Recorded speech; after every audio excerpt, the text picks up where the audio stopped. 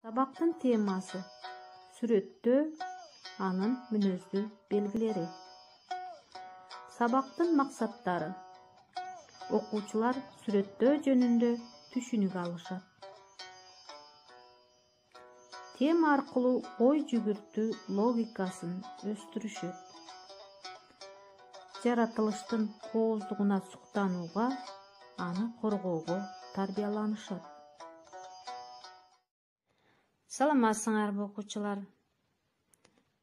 Кыргыз тили сабагына даярсыңарбы? Анда эмесе жылмаюу менен жагымдуу маанайда сабагыбызды баштайбыз. Алгач алтын эрежени эске салабыз. Маалыматты кунт коюп угабыз, эсибизге тутабыз, тапшырмаларды өз убагында аткарабыз. Окуучулар, эсибизге алабыз.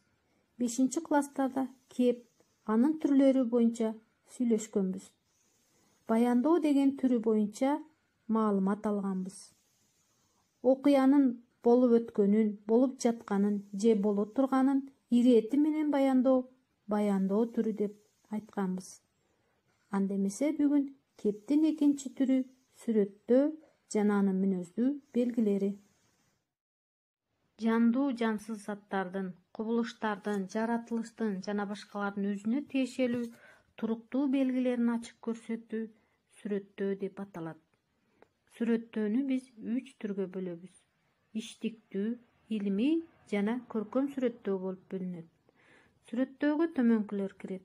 Турак жайды, бөлмөлөрдү, буюмдарды, жаратылышты, адамдардын сырткы келбетин, жашаган жерин сүрөттөө.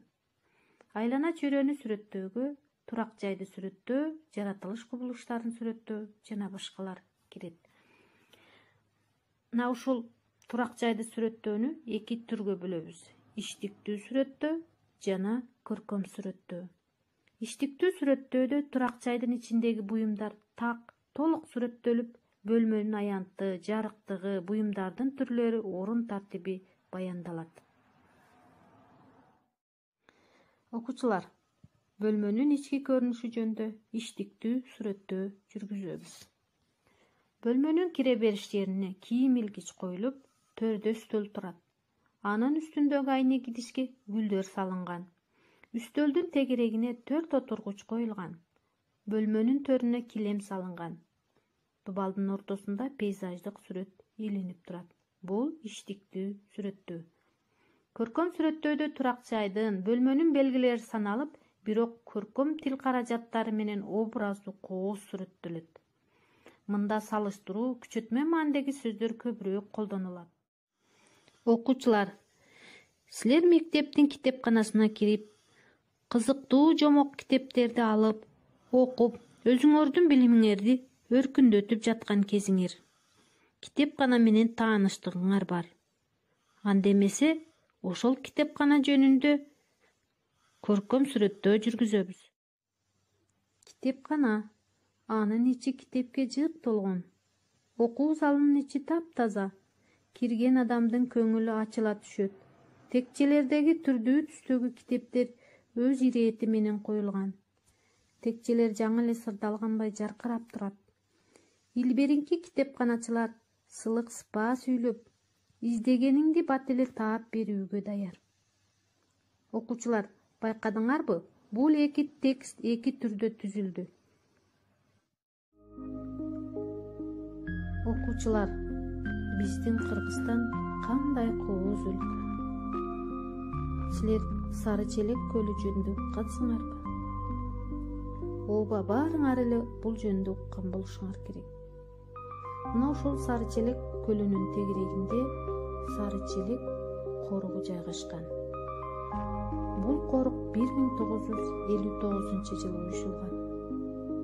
Ал эми 1979 жылы ЮНЕСКО тарабынан биосфералык коруктардын эл аралык тармагына киргизилген.